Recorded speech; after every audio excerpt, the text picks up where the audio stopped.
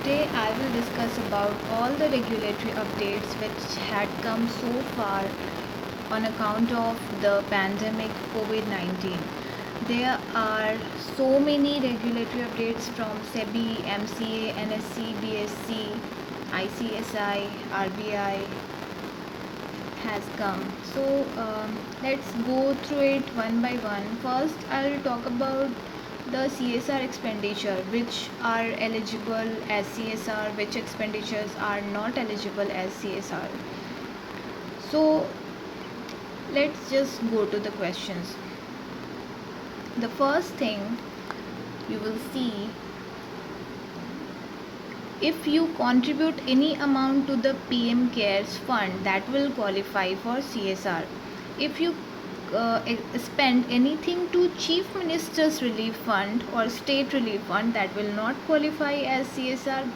But if you contribute anything towards a State Disaster Management Authority, that shall qualify.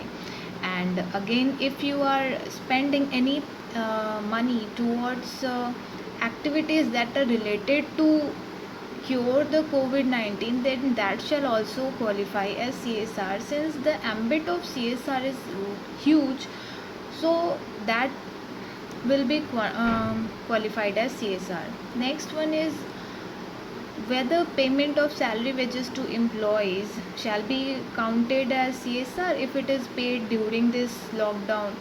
So no, that is the moral duty of the company to pay their employees the basic salary and fees. This is not at all a CSR. Next, whether payment as a casual wages or daily wages, that shall qualify as CSR. Then again, no, this is the obligation of the company.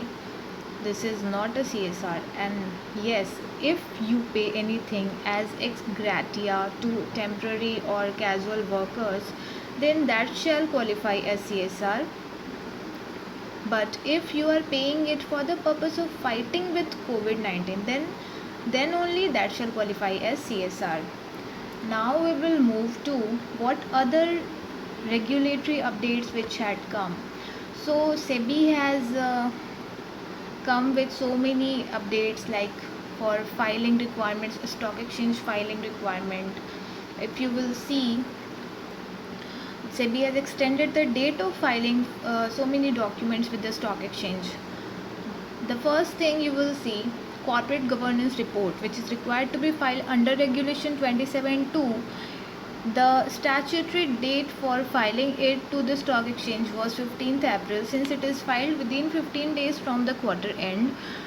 But it has been extended to twice of the period which was allowed. That is, instead of 15 days, a 30-day extension has been given. That means in total 45 days extension has been granted for filing CG report.